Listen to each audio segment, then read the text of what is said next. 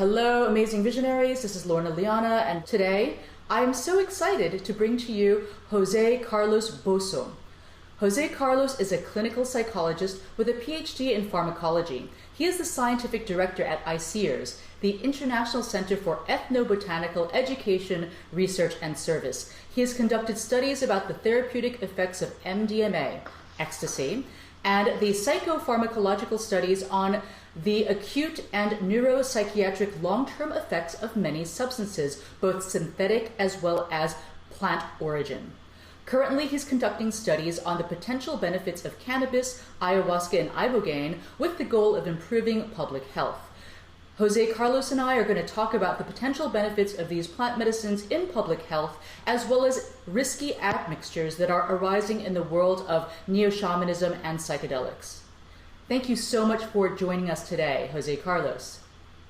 Thank you very much, Lorna, for inviting me to your program. It's a pleasure to me to be here with you today. I would love to hear about your research work and to understand what are some of the main ethnobotanical materials that are being used in Western countries.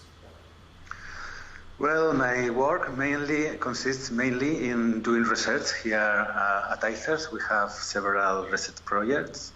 We are doing research regarding ayahuasca.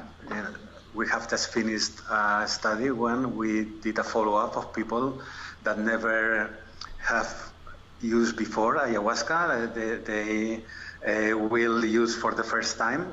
And before taking ayahuasca and during some months, we did several assessments in order to see which are the benefits for people who have never been taken before ayahuasca, which are the benefits that they can obtain, and also what are the psychological processes that may underlie the potential benefits or the potential psychotherapeutic outcomes. We have also a study with medical cannabis in which we are doing also a follow-up to patients that have some chronic illness and they self-medicate with medical cannabis. And well, the idea is to see if cannabis can improve the quality of life of these patients. And we also are developing several studies with Ibogaine, one in Brazil with our colleagues, Rafael Guimaraes and Jaime Hayak, in order to see if Ibogaine can be of help in people with alcohol dependence. And also here in Reus, that is a little town of Catalonia, using Ibogaine for detoxifying from methadone in people who have been in methadone programs during several years. Regarding your second question, which are the plant materials that are being used now in Western culture? Well, I think that the most plant medicine used now is ayahuasca. Ayahuasca in the last 10 years suffered a very big and international expansion. And by example, here in Europe, or at least in Spain, or even in Catalonia, almost every weekend you can find ayahuasca ceremonies that are led by several and different kind of people, from religious groups or shamans that came from South America, or people that here in Spain that learn how to use ayahuasca in South America, and now they are doing their own rituals. Well, there is a very big diversity. And with this fashionable way in which it seems that people need to have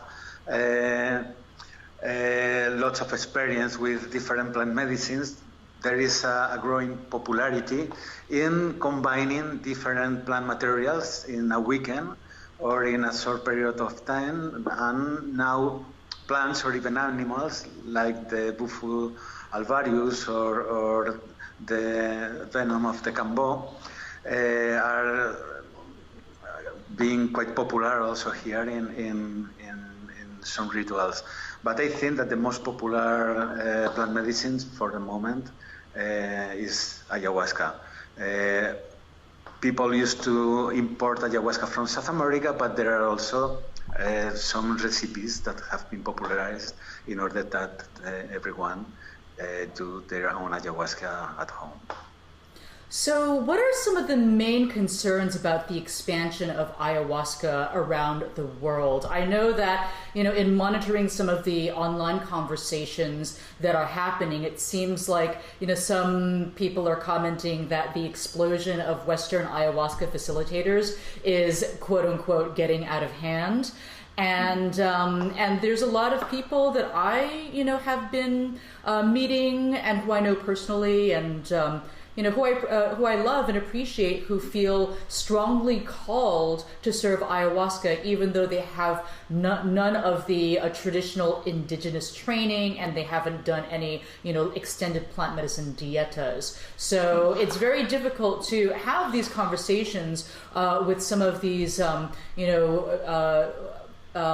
new facilitators or want to be facilitators because they feel very strongly this internal conviction that they must serve ayahuasca because the plant told them, Madre Ayahuasca told them they have to be doing this.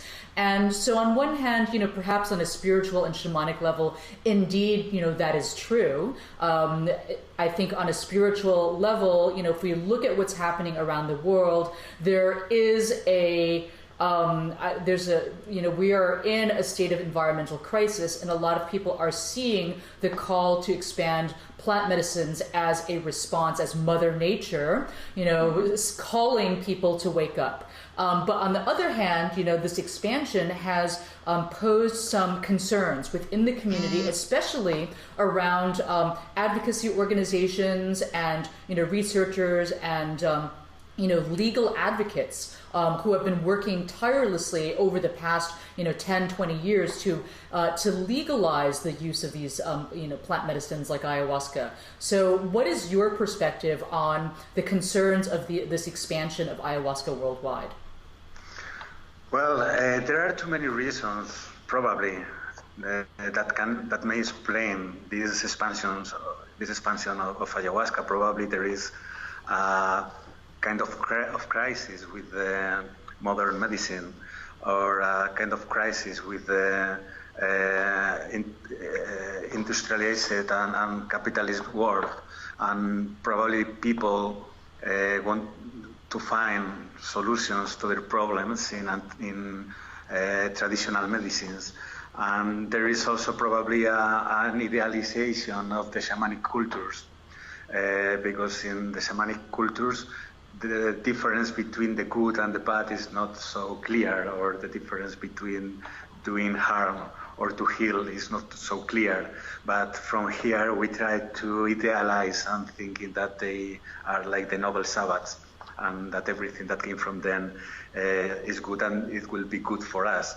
But and probably there are some other reasons. The expansion of the Brazilian churches with the Santo Daime and so on also popularized the ayahuasca around the world.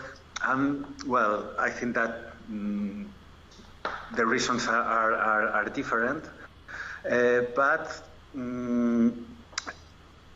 ayahuasca is not this idealized plant medicine that in Western culture we used to or we have this idea because we think that the shamanic traditions are always or there is this very clear difference between doing harm or doing health or healing. But the reality is that in the shamanic cultures, ayahuasca is used also to promote health, but also to do harm. And this is something that New Ager practitioners or people who approach to ayahuasca with insufficient knowledge about what ayahuasca is, tend to not have in consideration all the risks that ayahuasca may have. And by example, in the shamanic cultures, they are very aware that ayahuasca should be used in the context of a certain tradition, because to use ayahuasca in the context of this certain tradition allow to avoid eventual harms. And the harms that shamanic cultures used to understand related with ayahuasca are spiritual harms. For example, spiritual attacks or something like that. Something that people that have not a very good education or formation in the use of ayahuasca, when there is a problem, they can have problems in order to take control on the situation. So I think that there is a very authentic use of ayahuasca now in Western culture, but I think that this fashion of using ayahuasca is creating a new problem. For example, ayahuasca, another medicine plants, used to be used in the context of a community where the shaman or where the medicine men or women have known all the people of the communities or the community, and all of the members of the community known very well each other. So in this context, in the context of a community, is where ayahuasca is used traditionally. When we take an ayahuasca cannot be separated from the culture where ayahuasca is used, because if you separate ayahuasca, you are extracting one part of the culture, leaving beside the other part of the culture that are what is this culture around the use of ayahuasca. So what we are doing now in Western cultures is just understanding ayahuasca not like all the whole of the culture, but just the part that is the substance, the brew.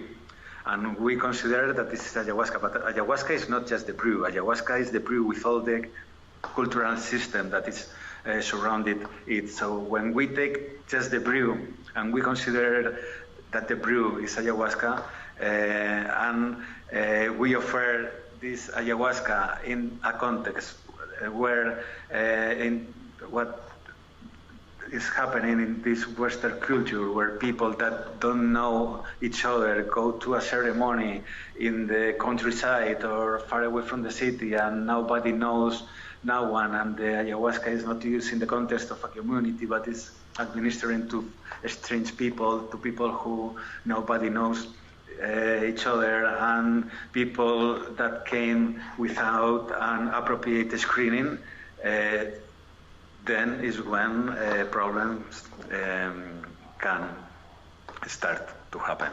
So what do some of these problems look like? Sorry? What do some of these problems look like?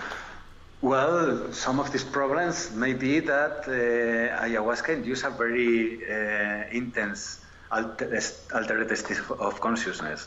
And people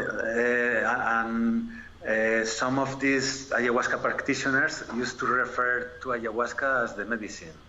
So people, when people go to take ayahuasca, they are thinking that they are going to take a medicine. But some of them, when they go to take this medicine, but they start to experience this very intensive altered states of consciousness, people can get scared.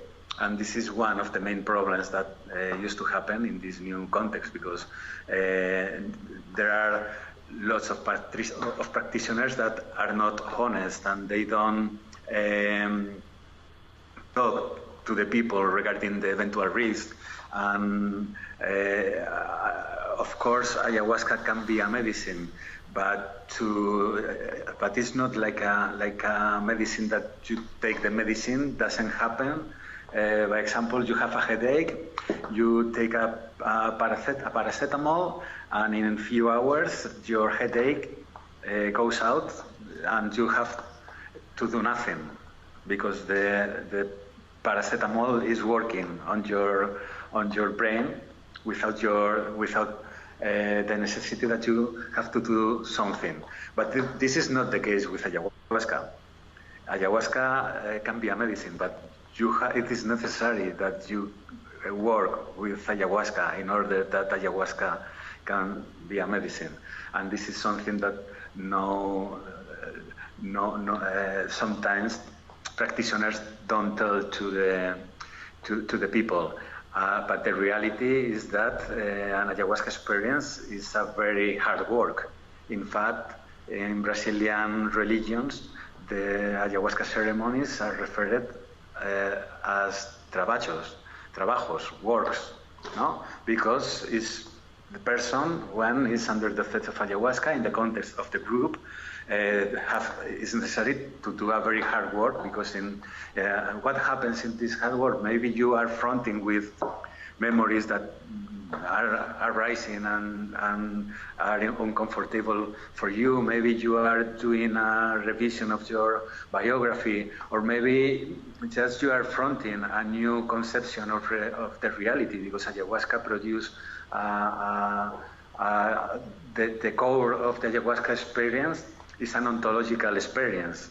The way that you usually see the world change, and when you front with the notion of reality that have been accompanied with you over your life, when in a sudden moment you see that maybe reality is not what you have been always thought that reality is, maybe for some people this can be problematic. So I think that the main risks of ayahuasca are these. New ayahuasca ceremonies are not in the context of communities, are given to foreign people with practitioners that usually don't do a proper screening. And when people came thinking that ayahuasca is a medicine, and they front with this notion of reality where things used not to be seen like they could expect,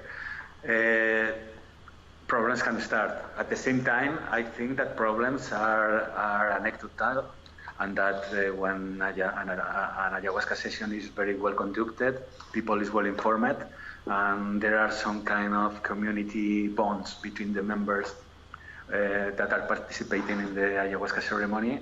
All these risks that I'm talking about can be reduced. But there's also chemical contraindications too, and that is those are some pretty large concerns as well, even within the context of a traditional ceremony where perhaps the shaman does not know what kind of pharmaceutical drugs that a Western participant might be on. So the most obvious one are the SSRI antidepressant drugs. And so can you explain to us, briefly about, what the risks are and what can happen to you before we move on to some other dangerous admixtures that are emerging in the world of neo-shamanism? Well, I think that there are several medical conditions that are contraindicated if you are going to take ayahuasca. For example, I think that the more clear is epilepsy. What is that? I'm sorry? Epilepsy. Epilepsy, okay. Yeah, because epilepsy is a malfunction of your brain, of the firing of your neurons. The firing of your neurons are being fired asynchronically and in a unusual way. DMT increase the brain activity, so it can produce a more excitability, and if you increase the excitability of the brain in an epileptic brain, you increase the probability of suffering a crisis. In fact, it's a very well-known phenomena that ayahuasca can induce convulsions. And this is because there is DMT increase the rate of firing in the neurons and increase the electric activity of the brain. So for me, epilepsy is probably the main disease that is contraindicated when someone is going to take ayahuasca, and also the combination with some drugs or prescription drugs.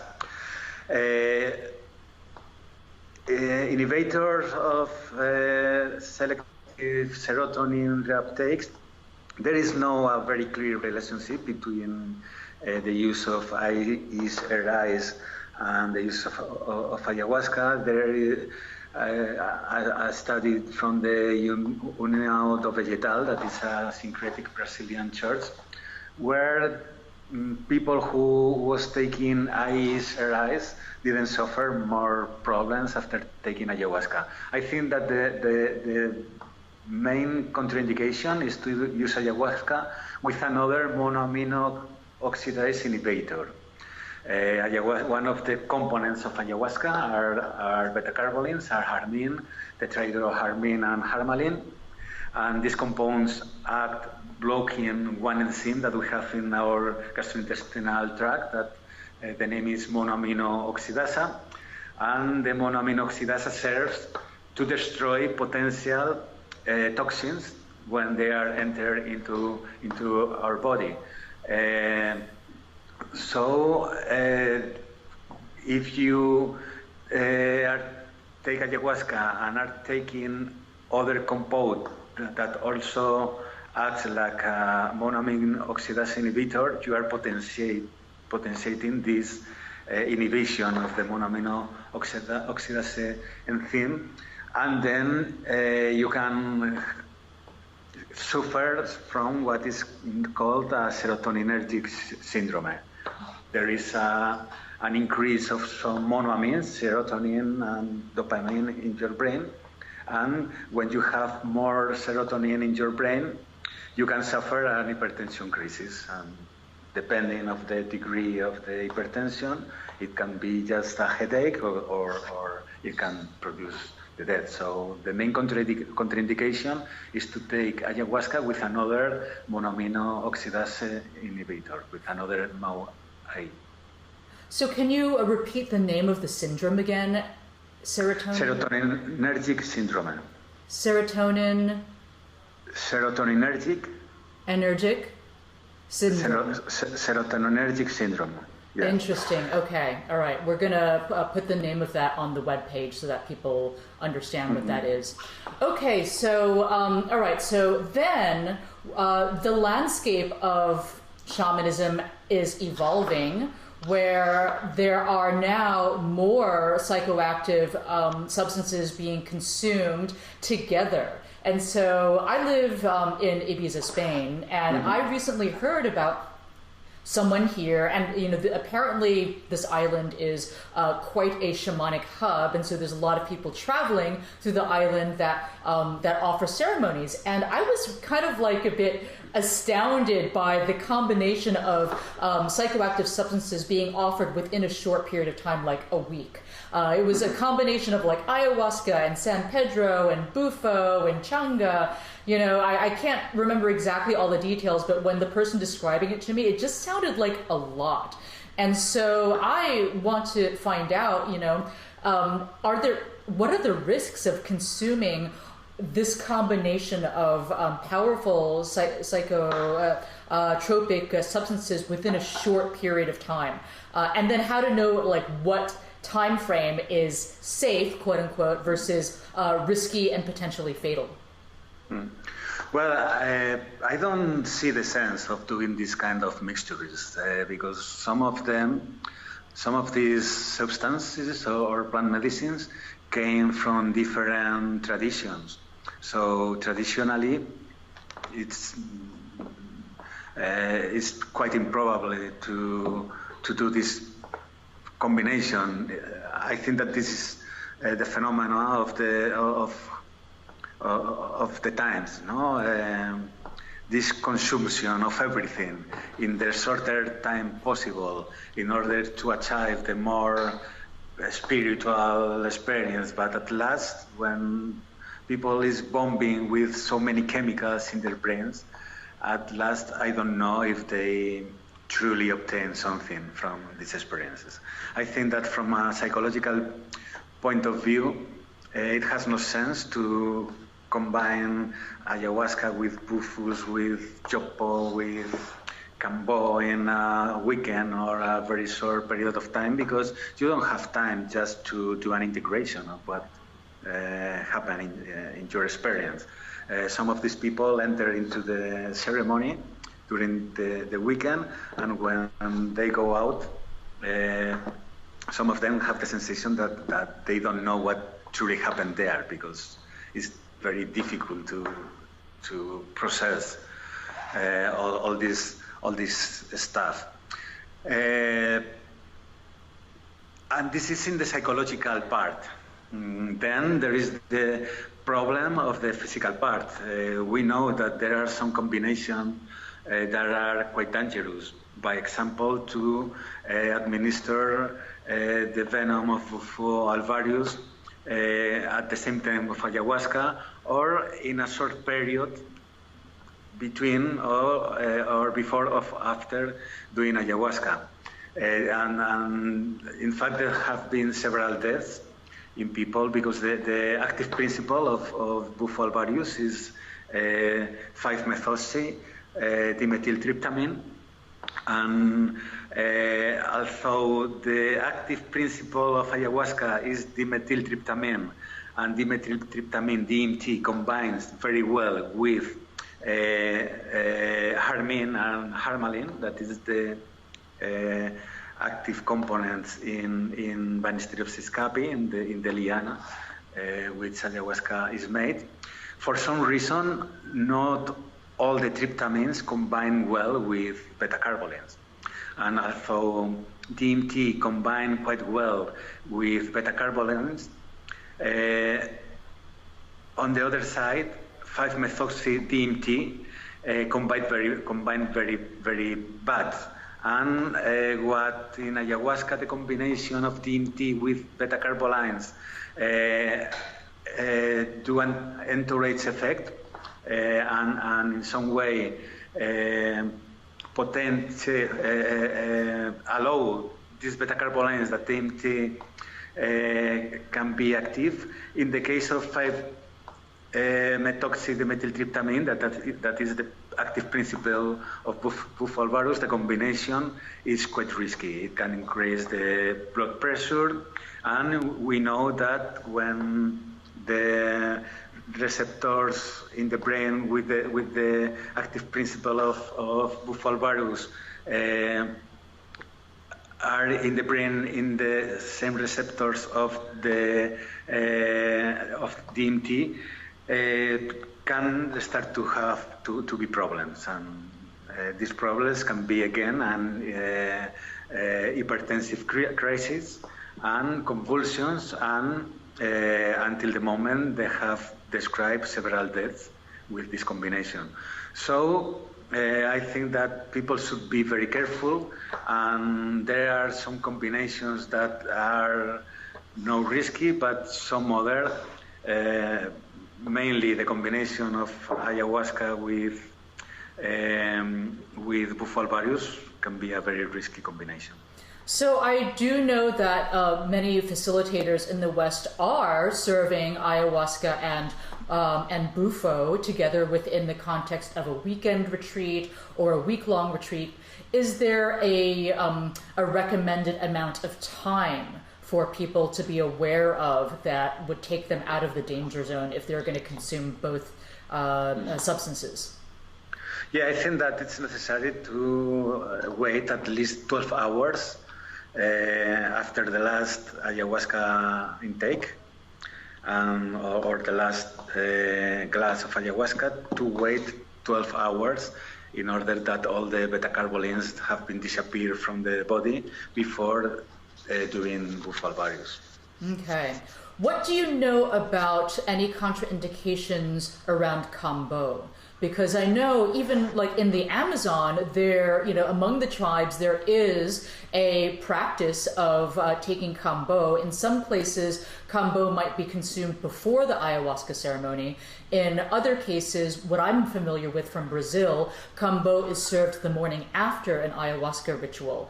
But it seems like, even just recently, there was a death in Florida where it is suspected that the individual perished during a kambo administration. And I know that we don't know a lot of the details around it without the medical report, but I wonder if there's any commentary that you can offer around the use of kambo and ayahuasca, as well as kambo, ayahuasca, and bufo.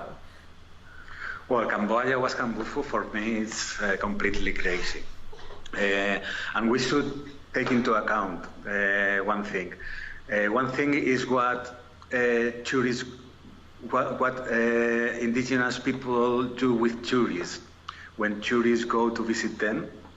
And the other thing is what indigenous people do in their traditions.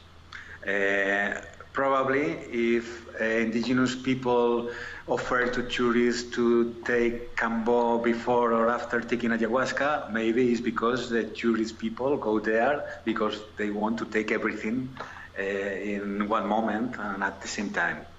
But I don't know any tradition when they took ayahuasca and kambo at the same time. As you well said, they can take kambo before doing ayahuasca or after they doing ayahuasca, but respecting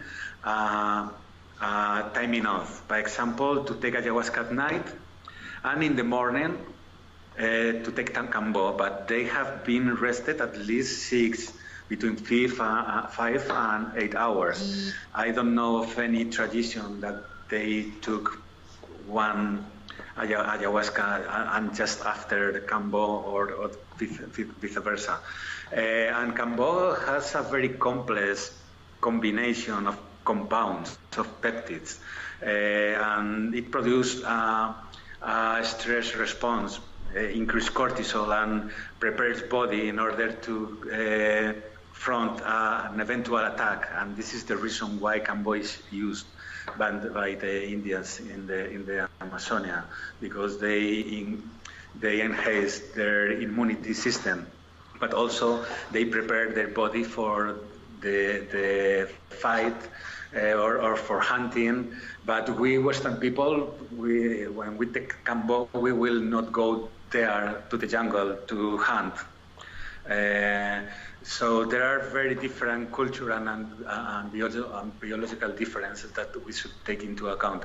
And taking into account also that kambo is a very complex of different compounds, I think that there is a principle of caution, that is to wait always a certain time. I think that between 6 and 12 hours before doing another plant medicine or another compound. Just because probably it doesn't happen, but you don't know if you will have some kind of allergy to one of the compounds of the kambo. For example, this is something that happens with tobacco, in the purgas with tobacco, that are quite popular also in the Amazonia, but they are quite popular also here. There have been several deaths. Tobacco is quite safe for almost everybody, but there are some people that have problems at the time of vomiting, because the area of vomiting in their brain doesn't work normally. So if you take tobacco and you have difficulties to vomit, you can die from overdose of nicotine. So I don't want to alarm your audience. This is not my idea. The idea is that we don't know which kind of allergies we have, and kambo is a very complex, mixture of different compounds. So if you want to do a rational use of these medicines, and if you want to obtain some benefit from them, you have to be cautious, and there is no hurry. You will have time to take one day Cambo, another day ayahuasca, another day Ufalvarius, and knowing and learning little by little from the different teachings that these materials can provide you. It's not necessary to take everything at the same time because it has no sense and you are putting your health in risk. Okay, so we're about at the end of our session here, and I want to ask you, José Carlos, do you have any other recommendations for the audience on what they should be aware of if they are going to participate in a ritual or an experience with a strong psychoactive ethnobotanical substance? Well, my recommendation is not a recommendation, it's just common sense.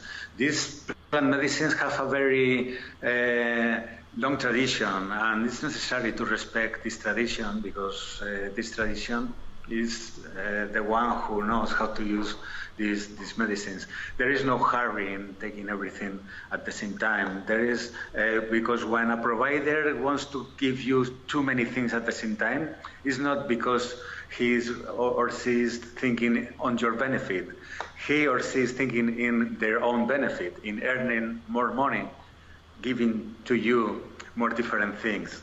And this is something that all of us should take clear. If the offer is bigger, it's because the benefit will be bigger. And what people use to take care is about their own benefit and their spiritual and healthy benefit, and not in the money benefit from the practitioner.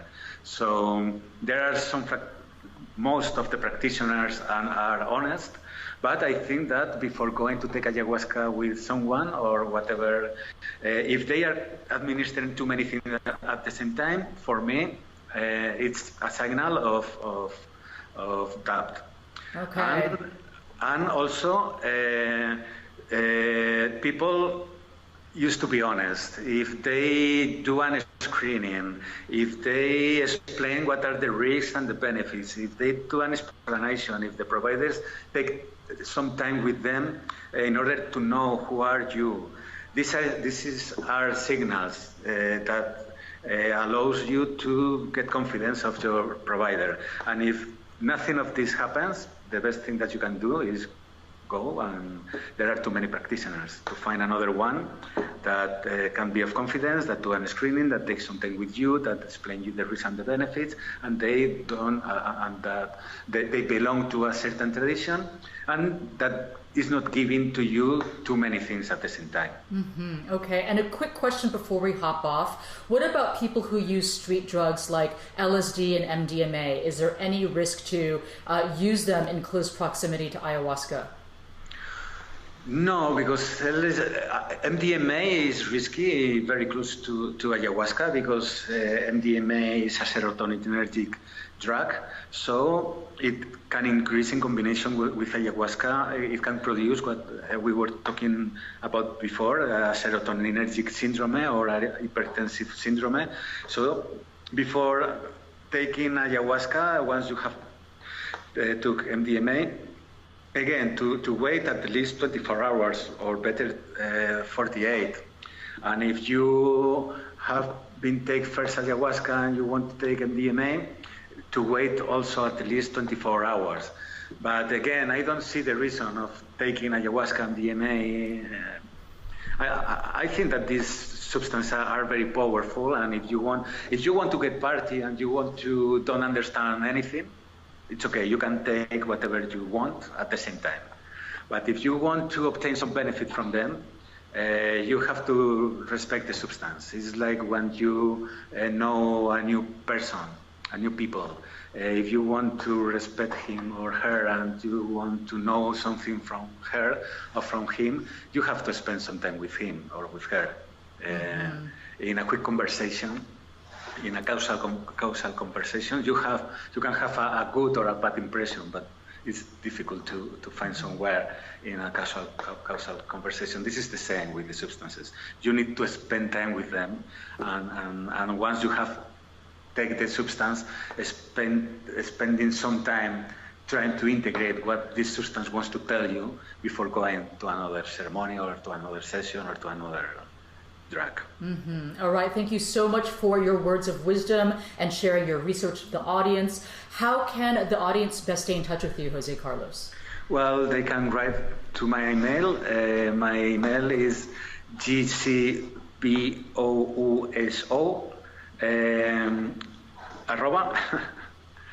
ethers at ethers.org. Okay, we'll put that information down below this video. Okay, great. Thank you so much. I want to wish you a beautiful rest of your day. Thank you so much for the work that you do in the world. It is so important. Thank you very much, Lorna. It was a pleasure to talk with you and to your audience. Thank you very much.